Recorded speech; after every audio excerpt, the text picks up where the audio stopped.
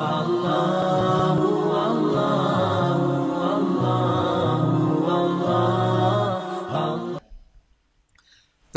di antara perkara yang sangat penting yang membuat orang banyak terhalangi dari hidayah, yaitu karena takut dimusuhi oleh masyarakat, takut meninggalkan adat istiadat. Dan ini adalah sebab yang paling parah yang menyebabkan orang tidak dapat hidayah. Ya. Lihatlah, Allah berfirman tentang orang-orang musyrikin.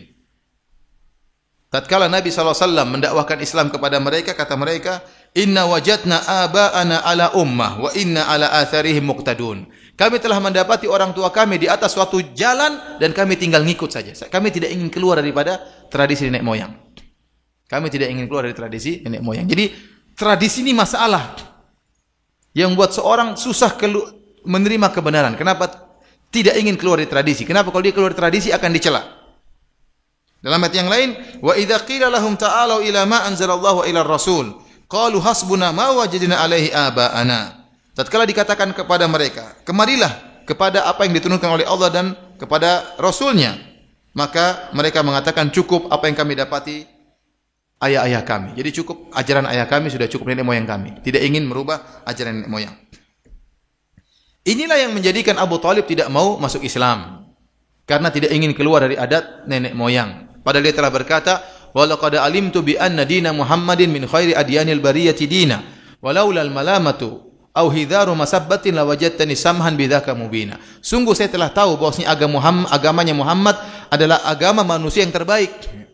Kalau bukan karena takut dicela, kalau bukan karena takut dihina oleh masyarakat, kau akan dapati aku akan terima agamanya Muhammad. Waktu Rasulullah SAW mengatakan, wahai Abu Thalib, pamanku, ucapkan la ilaha illallah, aku akan bela engkau. Abu Jahal mengatakan, satu kalimat saja sudah cukup membuat Abu Thalib tidak beriman. Kata Abu Jahal, atarghabu an millati Abdul Muttalib, kau benci dengan agama nenek moyangmu? Kau benci dengan agama bapakmu? Abu Thalib tidak bisa berkutik. Kenapa? Abu Jahal mengingatkan tentang tradisi. Seakan-akan dia berkata, kau ingin keluar dari tradisi nenek moyangmu? Abu Thalib tidak mampu keluar dari tradisi nenek moyangnya. Membuat dia akhirnya meninggal dalam kondisi apa? Musyrik. Karena berpegang teguh dengan apa? Tradisi. Dan ini bahaya seperti ini. Sebagian orang tahu itu tradisi syirik, tetap aja dijalankan. Kenapa? Tradisi nenek moyang. Tidak mau ditinggalkan. Dia tahu tradisi ini salah, dan meninggalkan tradisi sangat susah. Bahkan umat Islam terjebak dengan tradisi. Saya bayangkan ya, contoh di tanah air kita, di sebagian daerah tersebut, mungkin Anda tahu, tapi saya tidak ingin menyebutkan. Jadi daerah tersebut dikenal banyak ulama muncul dari daerah tersebut. Tetapi sampai sekarang masih ada tradisi kalau nikah yang bayar mahar perempuan. Ini tradisi menyelisih Islam atau tidak? Tapi mereka tidak bisa rubah karena tradisi sangat kuat, berat. Keluar dari tradisi itu bukan perkara yang susah, bukan perkara yang ringan, kecuali orang yang punya jiwa yang besar. Padahal dari kota tersebut banyak ulama yang muncul, ulama-ulama top. Tetapi sampai sekarang tidak bisa mereka tinggalkan tradisi itu, bahwasanya kalau menikah yang bayar mahar apa? Perempuan. Tradisi.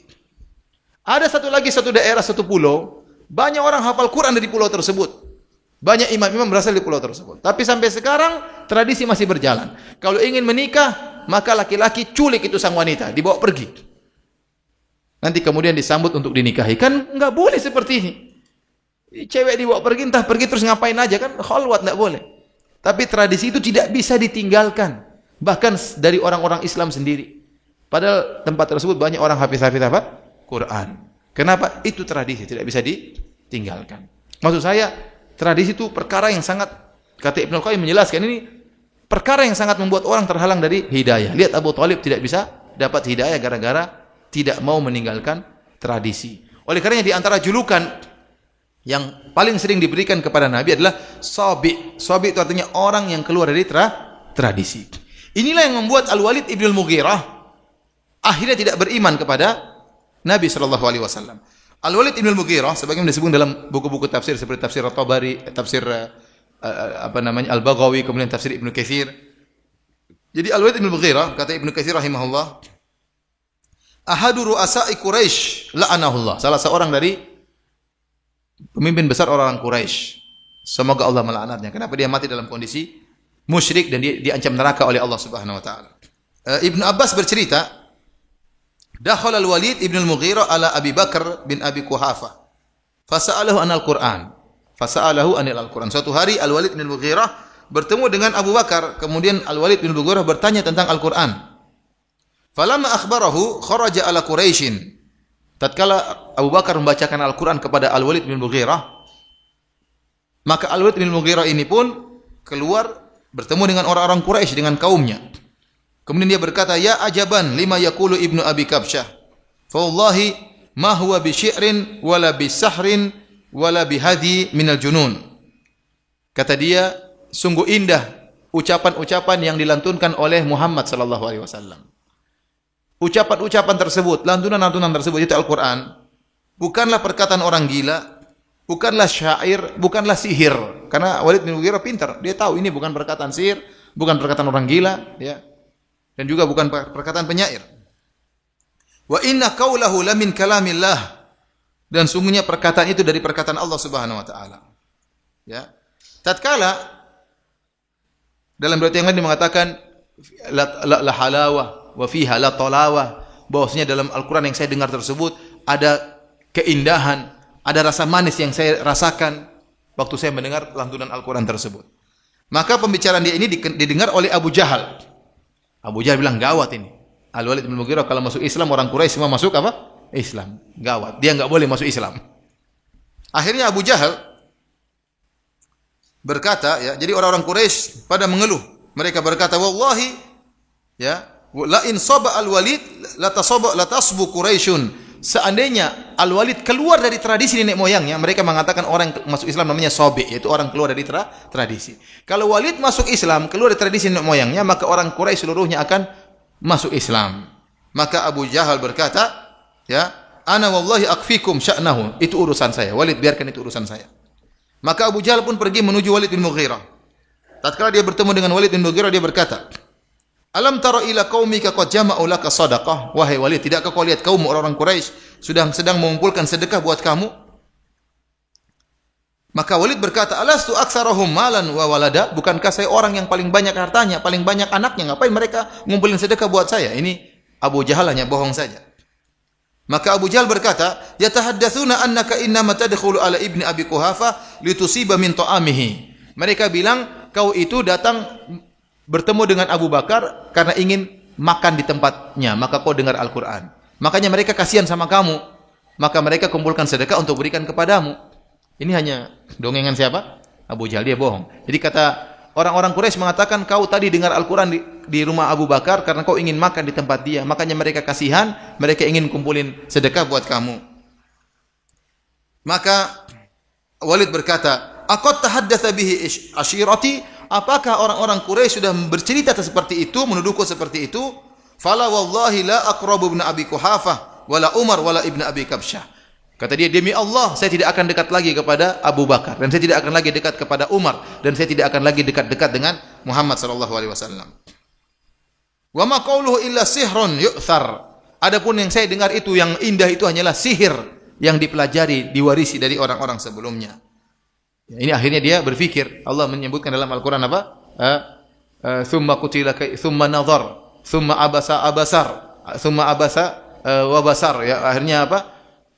Walid bin Mughirah akhirnya berfikir, apa yang harus saya katakan tentang perkataan Muhammad? Kalau saya bilang itu syair, maka bukan syair. Kalau saya bilang itu perkataan orang gila, maka bukan perkataan orang gila. Maka dia berfikir.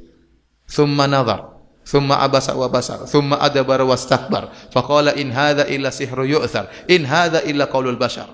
Kata Allah, sauslihi saqar. Kemudian dia berfikir, apa sih perkataan yang cocok untuk membantah Muhammad? Dia pikir-pikir, akhirnya dia mengatakan itu adalah sihir.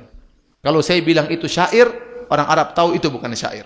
Kalau saya bilang perkataan orang gila, orang-orang Quraisy tahu itu bukan perkataan orang gila. Supaya benar saya bilang aja itu sihir. Akhirnya kata Allah, dan saya katakan in hadza illa qaulul bashar, ini bukan perkataan Allah tapi perkataan manusia. Kata Allah, sauslihi saqar, saya akan masukkan Walid bin Mughirah dalam neraka saqar. Akhirnya dia masuk neraka jahanam. Tadinya dia sudah mau masuk Islam. Namun karena tidak ingin dicela, tidak ingin dikatakan keluar dari tradisi, akhirnya tidak mau masuk Islam. Oleh karena ikhwani fillah azanillahu ayyakum, ya, hal yang sangat berat yang membuat seorang terhalangi dari hidayah, di antaranya berpegang teguh dengan tradisi. Makanya saya ingatkan, ada timbul sekarang istilah Islam Nusantara. Ada istilah timbul Islam Nusantara. Kita maksudnya apa Islam Nusantara? Kalau maksudnya Islam Nusantara, Artinya kita mempertahankan tradisi. Kalau ada ajaran Muhammad, kita harus filter dengan ajaran Islam Nusantara, maka ini berbahaya, tidak benar seperti ini. Justru Islam itu datang sejak zaman Nabi Muhammad untuk merubah tradisi. Makanya orang-orang Quraisy tidak mau merubah tradisi mereka. Mereka tetap mempertahankan kesyirikan, mereka tetap mempertahankan kebiasaan mereka karena Muhammad datang untuk merubah tradisi. Seharusnya itu berlaku sampai hari kiamat. Justru kita tradisi di Nusantara ini harus difilter dengan ajaran Muhammad SAW. Bukan sebaliknya, ajaran Muhammad kita filter dengan tradisi apa? Arab. Sehingga timbullah perkataan, nah, kalau jilbab ya pakai kebaya sudah cukup karena ini tradisi. Jangan ikut orang Arab. Jadi seakan-akan Islam itu apa? Arab ya. Sehingga ajaran-ajaran Muhammad sallallahu alaihi wasallam berusaha difilter dengan tradisi. Ini kebalak-balik. Harusnya tradisi difilter dengan Islam. Ini sekarang Islam mau difilter dengan apa? Tradisi. Akhirnya nanti bahaya kalau ini berkembang. Orang bisa salah sangka, oh ini Nusantara. Sehingga nanti timbul acara-acara bid'ah atau ritual-ritual syirik yang dipertahankan. Kalau ada Islam yang melarang ditolak. Oh enggak, ini ritual, enggak bisa. Islam tidak boleh melarang ini karena ini sudah tradisi kami. Ini yang bahaya seperti itu. Mempertahankan Nusantara padahal banyak tradisi yang baik, enggak apa-apa. Tapi kalau tradisi yang salah harus dirubah. Jangan Islam yang ditolak untuk mempertahankan tradisi yang salah. Ikhwani fillah wa fillah azanillahu wa tadi kita sudah jelaskan tentang penghalang-penghalang hidayah. Adapun sebab-sebab untuk meraih hidayah maka sangat banyak ya, tapi tidak akan kita bahas ya. Ya karena terlalu panjang kalau kita bahas. Tapi intinya para ulama mengatakan sebab hidayah yang paling utama berdoa kepada Allah Subhanahu wa taala. Ya. Dan kita sering berdoa dalam salat kita, ihdinas siratal mustaqim. Ya Allah, berikanlah aku petunjuk jalan yang lurus. Ini di antara sebab utama seorang dapat hidayah. Sampai wajib bagi kita setiap salat baca firman ini, ihdinas siratal mustaqim. Yang jadi masalah adalah hati kita tatkala kita membaca doa ini. Dan kita tahu bahwasanya kalau hati yang lalai tidak akan dikabulkan doanya oleh Allah Subhanahu wa taala. Kata Nabi sallallahu alaihi wasallam, "Fa innallaha la yastajibu du'aan min qalbin ghafilin lahin." Allah tidak akan mengabulkan doa dari orang yang hatinya lalai. Saking kita hafal Al-Fatihah dengan lancarnya, mau kita sambil mikir matematika bisa baca Al-Fatihah. Mau sambil mikir pekerjaan kantor kita bisa Al-Fatihah, tahu-tahu waladhdallin amin ya. Saking apa? Saking hafalnya. Sehingga tatkala kita mengucapkan ihdinas siratal mustaqim, tidak ada kehadiran hati, ini jadi masalah. Padahal tiap hari kita minta hidayah minimal sehari 17 kali. Nah, maksud saya nasihat kepada diri saya dan kepada hadirin dan hadirat, tatkala mengucapkan ihdinas siratal mustaqim, serius dan konsentrasi dan menghadirkan hati bahwasanya kita benar-benar butuh hidayah. Kenapa? Makna dari ihdinas siratal mustaqim, ya Allah tunjukkanlah aku jalan yang lurus, maksudnya apa? Ya Allah, kalau saya masih bengkok luruskan ya Allah. Dan ya Allah, kalau saya sudah lurus pertahankan kelurusan saya ini ya Allah. Dan ya Allah, kalau saya sudah lurus dan sudah istiqomah, tunjukkanlah saya pintu-pintu kebaikan yang lain yang saya belum tahu. Itu maksudnya apa? Ihdinas siratal mustaqim. Saya ulangi. Maksudnya apa ihdinas siratal mustaqim? Maksudnya ya Allah, kalau saya bengkok luruskan. Kalau saya sudah lurus ya Allah pertahankan. Kalau saya sudah lurus dan sudah saya pertahankan, ya Allah bukakan lagi pintu-pintu kebaikan yang lain yang saya belum tahu. Masih banyak perkara baik-baik yang belum saya tahu dan belum saya kerjakan. Itu maksudnya ihdinas siratal mustaqim. Jadi doa yang paling penting agar mendapatkan apa? Hidayah. Ya.